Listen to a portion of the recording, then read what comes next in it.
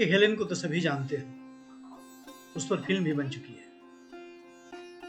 लेकिन इतिहास में एक और हेलेन का जिक्र मिलता है जिसके बारे में बहुत कम लोग जानते हैं।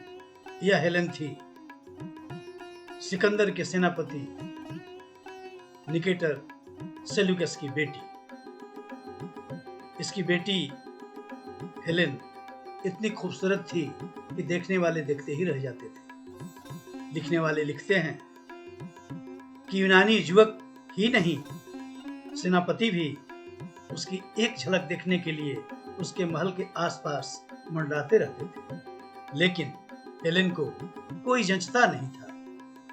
शायद उसकी आंखें किसी और को ढूंढ रही थी। बात उन दिनों की है जब चंद्रगुप्त चाणक्य की देखरेख में वाहिक प्रदेश में युद्ध कला सीख रहा था। एक दिन की बात है, वह अखाड़े में तलवारबाजी का अभ्यास कर रहा था। एक तरफ 7 सैनिक थे और दूसरी तरफ वह अकेले उन 7 से लड़ रहा था और ऐसे ऐसे दाव पेच रच रहा था कि 7 कुछ कर नहीं पा रहे थे।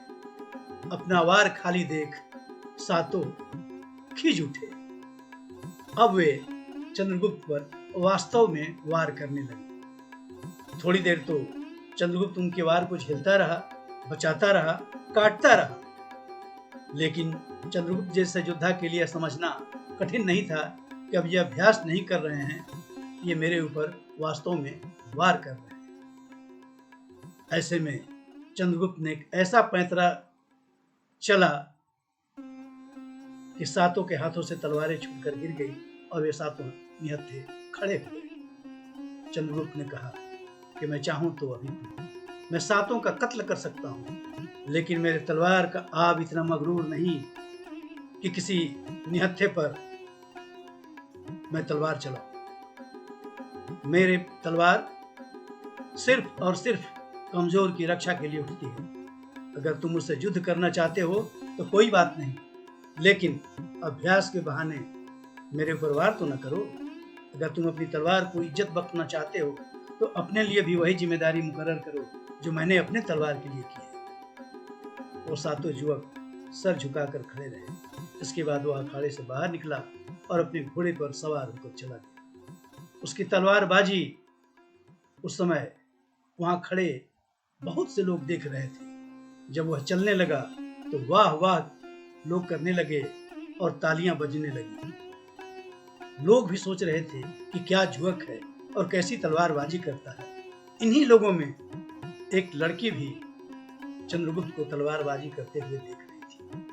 वह तब तक देखती रही जब तक चंद्रगुप्त का घोड़ा उसकी आंखों से ओझल नहीं हो गया। हाँ, मैं यहाँ बता दूं आपको कि वह लड़की कोई और नहीं, हेलेन थी, सेल्यूकस की बेटी। वह अनमने भाव से अपने महल में लौट आई।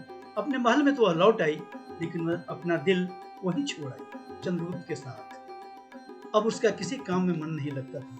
वह रात दिन चंद्रगुप्त को देखने की चाहत रखने लगी और सोचती थी कि कैसे इससे मिला जाए। फिर उसने अपने गुप्तचरों को और सहेलियों को इस काम पर लगाया कि तुम इस बात का पता रखो कि चंद्रगुप्त कब अकेले कहीं आता जाता है।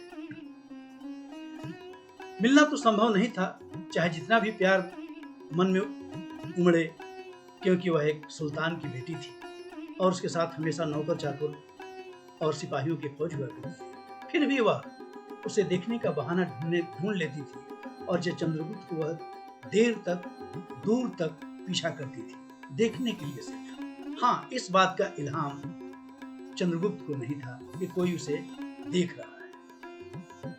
इसके बाद चंद्रगुप्त वहां से शिक्षा लेकर पाटलिपुत्र लौट आए और थोड़े दिनों में पाटलिपुत्र के राजा नंद को हराकर उत्तर भारत का सम्राट बन गए। जब राजकाज सुव्यवस्थित हो गया पाटलिपुत्र में, तो फिर एक बार वह वाहिक प्रदेश लौटा ताकि वहां का राजकाज ठीक कर लिया जाए, वहां सुचारू रूप से व्यवस्था कर दी जाए। पहुंच गया चंद्रगुप्त अब फिर से वहीं जहां हेलेन उसे देखा करती थी। एक दिन की बात है, वह अपने घोड़े पर सवार होकर झेलम के किनारे टहल रहा था।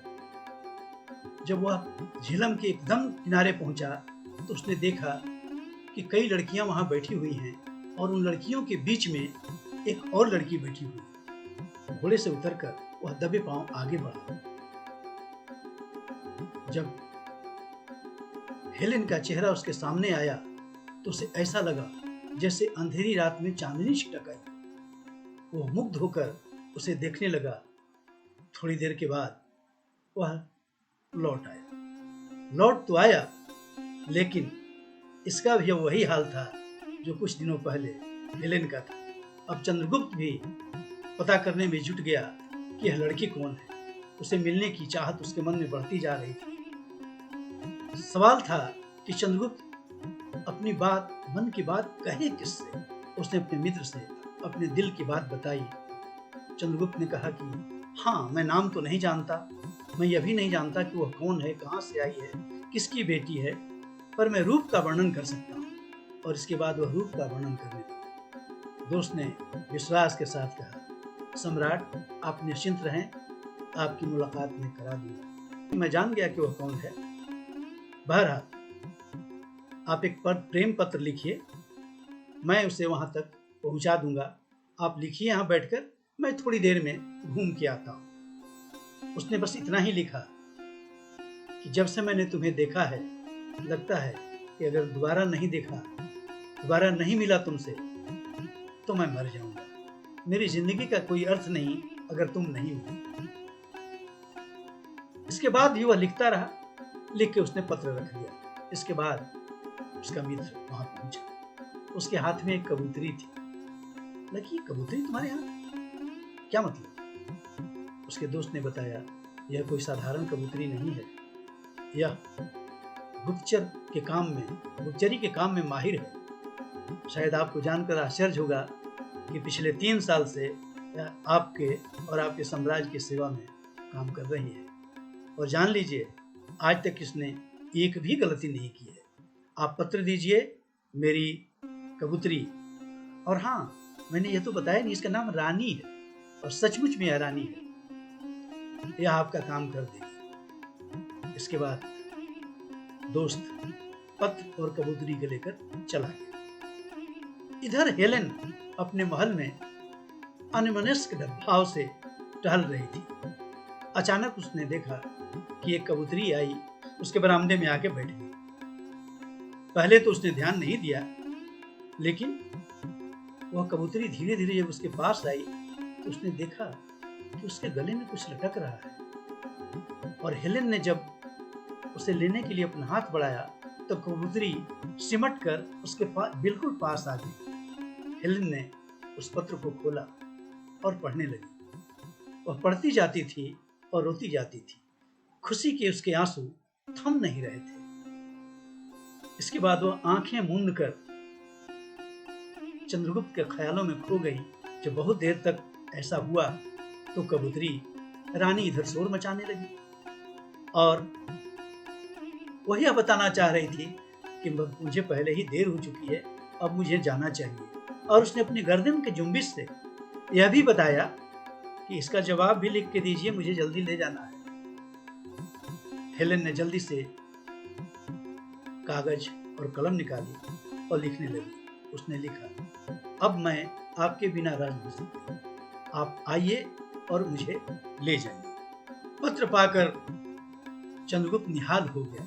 अब उसे विश्वास हो गया कि हेलेन से मिलने से उसे कोई नहीं रोक सकता। लेकिन जब उसने पत्र में यह पढ़ा कि उसके पिता इसके लिए तैयार नहीं होंगे तो वह चिंतित भी हुआ। फिर उसने सोचा, उसके पिता को मैं किसी तरह से मना लूंगा। इधर सेल्यूकस की हालत यह थी, उसके क्षत्रपों ने विद्रोह कर दिया था। वह विद्रोह को दबाने के लिए तत्पर था, लेकिन विद्रोह था कि दब नहीं रहता। उसने सोचा कि इसके लिए चंद्रगुप्त की मदद मांगी जाए। चंद्रगुप्त मदद दे सकता था, लेकिन सेल्यूकस उसे अपनी शर्तों पर मदद चाहता था। वह चाहता था कि पहले वह युद्ध में चंद्रगुप्त को पराजित किया जाए, और इसी उद्देश्य से 212 ईसा पूर्व 212 में उसने चंद्रगुप्त के खिलाफ युद्ध छेड़ दिया, लेकिन उसकी आशा के विपरीत युद्ध में उसकी करारी हार हुई। उसे बंदी बना लिया गया और चंद्रगुप्त के सामने उसे लाया गया। सेल्यूकस सोच रहा था कि मुझे रहम तो इससे मिलनी नहीं है, क्योंकि मैंने इसके खिलाफ युद्ध छेड़ा है और मैं आज बंदी हूँ। यह मेरे साथ कोई रियायत तो करेगा नहीं। लेकिन उसे आश्चर्य हुआ कि चंद्रगुप्त ने उसके प्रति काफी रहम दिखाई। इतना रहम दिखाया, उसने कहा कि मैं आपका सारा राजपाट लौटा दूंगा, बशर्ते आप मेरी अधीनता स्वीकार कीजिए, और हाँ, आपकी जान मैं बख्श देता हूँ, मैं जान नहीं लूंगा, लेकिन मुझे आपसे एक चीज चाहिए। चंद्रगुप्त ने कहा, ईश्वर का दिया हुआ मेरे पास सब कुछ है। दुनिया में कोई ऐसी चीज नहीं जो मेरे पास नहीं है। अगर नहीं है तो सिर्फ एक चीज, और वह चीज आपके पास है। अगर मैं वह चीज मांगूं तो क्या आप मुझे देंगे? बस यूं समझ लीजिए कि जिंदगी का सवाल है। सेल्यूकस ने कहा कि अगर यह आपकी जिंदगी का सवाल है सम्राट, तो मैं इसे अपनी मौत की कीमत पर भी आपको दूंगा। चंद्रगुप्त के लिए इससे खुशी की बात और क्या हो सकती थी। उसने कहा, मुझे अगर मैं कहूं कि मैं आपकी बेटी का हाथ चाहता हूं, तो क्या आप इसके लिए तैयार हैं? सेल्यूकस थोड़ी देर के लिए तो चुप हो गया। फिर वह जान गया कि इसके अलावा मेरे पास चारा ही क्या है। उसने कहा कि मुझे कोई एतराज तो नहीं है, लेकिन हेलेन की रजामंदी तो जाननी ही होगी। थोड़े दिन का वक्त चाहिए, मैं हेलेन से बात करता हूँ। अगर इसके लिए वह तैयार है तो मुझे कोई एतराज नहीं। चंद्रगुप्त ने कहा, कोई बात नहीं, आप बात कर लीजिए। सेल्यूकस अपनी बेटी से बात करने पहुंचा। जब सेल्यूकस ने कहा कि क्या तुम चंद्रगुप्त के साथ शादी करने के लिए तैयार हो, उन्हें बड़ा आश्चर्य हुआ कि उनके पूछते ही हेलेन ने कहा कि हाँ, मैं शादी करने के लिए तैयार हूं। और उसके बाद दोनों की शादी होती है। एक छोटा सा पत्र लिखकर हेलेन ने चंद्रगुप्त को खबर करवाया, यह और तो कुछ नहीं, पर बारात ऐसी लेकर आना कि मेरे पिता भी कहें कि भारत का सम्राट बारात लेकर आया। और कहते हैं, इतिहासकार लिखते हैं कि आज तक वैसी बारात लेकर कोई दुल्हन को ब्याहने नहीं गया है। इतनी अच्छी बारात लेकर गया था वो। दोनों की शादी हुई, और उस शादी में सेल्यूकस ने तमाम अन्य चीजों के अलावा चंद्रगुप्त को 1000 हाथी दिए थे। इतिहासों में इसका जिक्र है कि उसने 1000 हाथी दिए थे। चंद्रगुप्त हेलेन को लेकर पाटलिपुत्र आ गया अपने राजमहल में। इसी हेलेन और चंद्रगुप्त से बिंदुसार का जन्म हुआ। कहते हैं कि बिंदुसार इसलिए कहते हैं, उसके शरीर पर कहीं उजला कहीं काला, कहीं उजला कहीं काला था। शायद यह यूरोपीय और भारतीय खून के संपूर्ण मिलन के नहीं होने का ही परिणाम था कि उसके शरीर पर कहीं कहीं गोल गोल चकते थे। बहरहाल इसी चंद्रगुप्त का बेटा अशोक था, यानी हेलेन अशोक की दादी थी। भारत और यूनानी सभ्यता के मेल का यह अनुपम उदाहरण है, जो सदियों सदियों तक जिंदा रहेगा। इससे एक सीख और मिलती है कि युद्ध पर प्रेम हमेशा भारी होता है। धन्यवाद मित्रों, यह कहानी आपको कैसी लगी, आप जरूर बताएंगे।